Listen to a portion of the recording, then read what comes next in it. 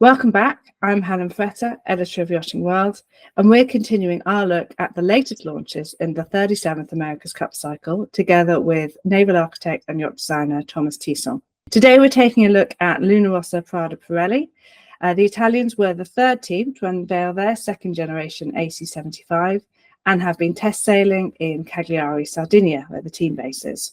The Luna Rossa boat is unquestionably one of the most eye-catching AC75s we've seen yet, with this incredible mirrored silver futuristic finish, which is actually really reminiscent of previous Luna Rossa Cup entries.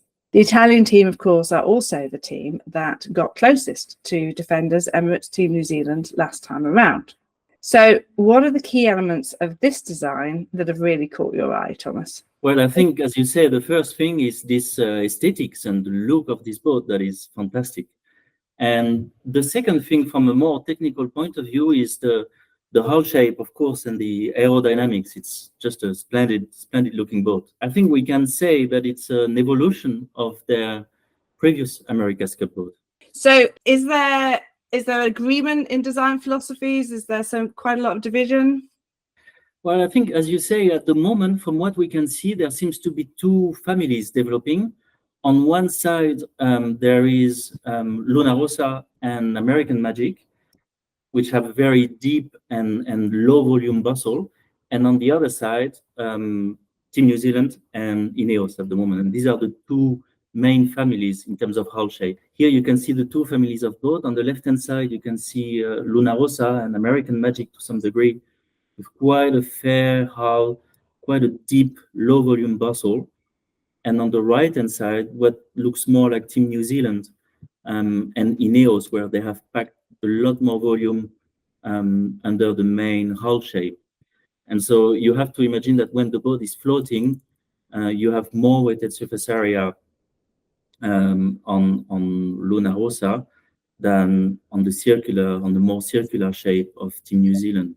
But this low volume is also an advantage potentially when you're going into waves, and if the waves are quite coming from the front. So there are many variables to account for. And if we look, for instance, at the Team New Zealand videos of the recent sailing, you can see the waves are not always coming from the front, of course. And so playing with the waves is a little bit more difficult than one can imagine. And perhaps keeping some more clearance is positive. And the volume that Luna Rossa has saved, does that have to go somewhere else in the boat, or is that a sheer weight saving for them? Well, yeah, exactly. It has to go. The volume has to go somewhere else, and this low volume that they are creating still has a lot of structure in it, because you need to make it watertight, and so it comes to some degree with a degree of weight penalty, and the volume needs to move further up where there is normally more wind. The wind is sort of increasing as you go up, and so you're trying to pack more volume towards the water. Now, the other aspect that we see on the Luna Rossa boat is the very deep and low volume bustle. I think that's quite a difference. We know that they have tested on their LEQ12 a hull shape similar to the old Team New Zealand boat, with quite a rounded shape, and they seem to have reverted to this deep V-section bustle now. And what would be driving that? Is that about sailing styles? Just, they're a very coherent team. I think this is their sixth consistent challenge, isn't it? They know what they want, presumably, in a boat. Or is it about weather conditions that are forecast? What's driving that shift away from trying something that's similar to the Defenders and then coming out with what they've got? I think it's difficult to say, because you're also testing hull shapes on the scaled down version, and potentially not in the sailing conditions of Barcelona. And so taking a decision based on this is a little difficult. And so I cannot really say what has led to this decision. But what I can say is that if you have a rounded bustle, during takeoff, the weighted surface area is quite low. Whereas if you have a deep, low volume bustle, you have more weighted surface area. And it's this trade-off that they're after, really. And what's going on with the Luna Rossa hull shape then? It does look incredible, but what's the technical thinking behind it? Well, I think what we can see is a shape which is very fair, very curved, and you can almost see the hand of the person designing the whole shape. And that's quite different to, let's say, a Linghi or Ineos, where the design is very refined. That's maybe something we're seeing then with Luna Rossa, isn't it? Their pods, that they're cyclors, and to a degree their helmsmen and trimmers are in, is maybe a little higher, but it's a very organic shape, isn't it? So behind that really sleek shape, what's going on with the aerodynamics there? Yeah, and I think to some degree on the Team New Zealand, you have, for instance, the head of the helmsman or the crew, and that creates windage, and you have a sort of four heads or two popping out.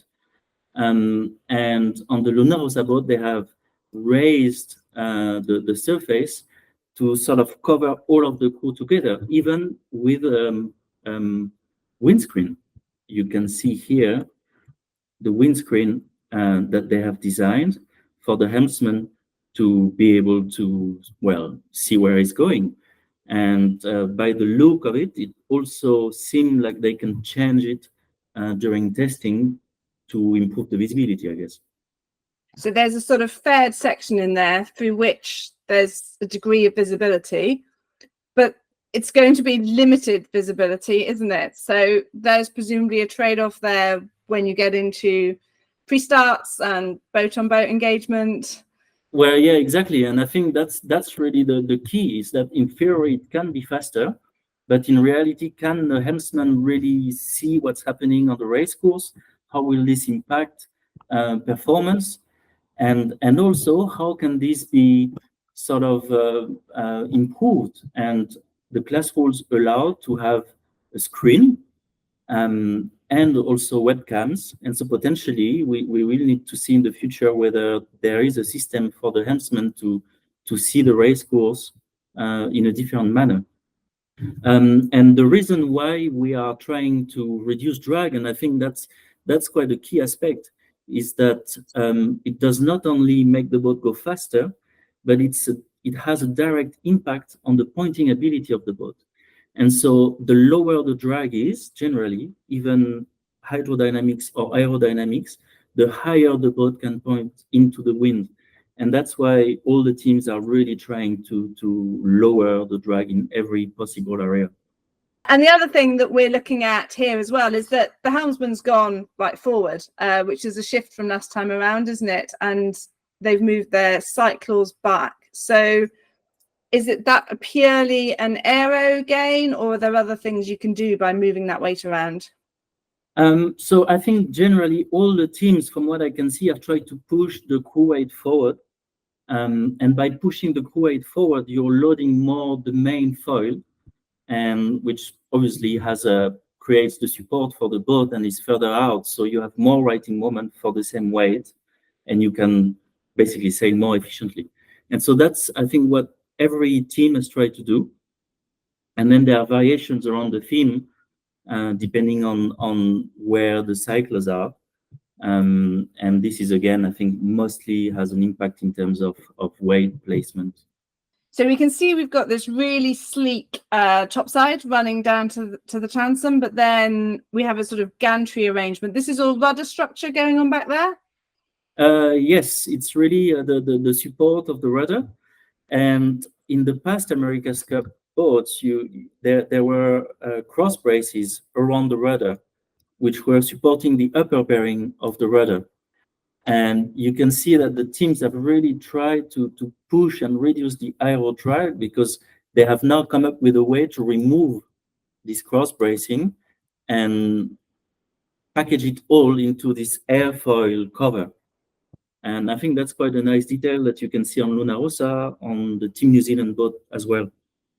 Sort of thing that sounds simple, but presumably there's huge loads involved in this. Yeah, exactly, because you need to design a specific, a rudder bearing, it's a very intricate part. You need to find a way to support it, and potentially it comes also with a weight penalty. And so you have to sort of make these decisions between aero drag, weight placement, and every team has been trying to find that balance.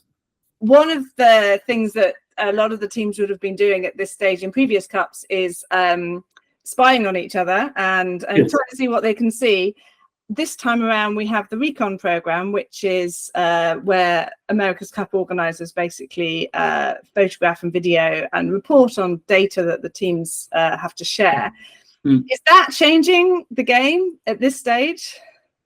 Oh yeah, I think it has changed because it's made the information available to everyone, but it has also changed because we can no longer request to have specific details photographed. And so to some degree, the information is out there, but the quality of information is perhaps potentially a little bit lower. But what hasn't changed is that for sure it's something that we all look at, and every week and every time there's a new picture coming, we're looking at it and trying to understand what the teams are doing. So I think to me it's a fantastic way to follow the America's Cup. Also, when we think about the America's Cup and the spy, being a spy was one of my first job when I was sort of 20 years old or so. We had finished to design the America's Cup boat, and people were wondering, what is Thomas going to do? And so at the time, the chief naval architect had sent me with a camera, and I had every day to take pictures of the boat, scale them onto the computer, and then report to the team. And so yeah, there's always been this history of spying in all the teams, and yeah, it's something that I love. Yeah. But nowadays we can just pour over the photos and videos and work it out that way. Yeah. Yeah, exactly. It's much easier. Awesome. Well, thank you so much for your time. I think next time we're going to have a look at Ineos Britannia, which I know there's going to be lots and lots of interest in. So keep following along on Yachting World YouTube, and we will see you soon. Thank you, Helen.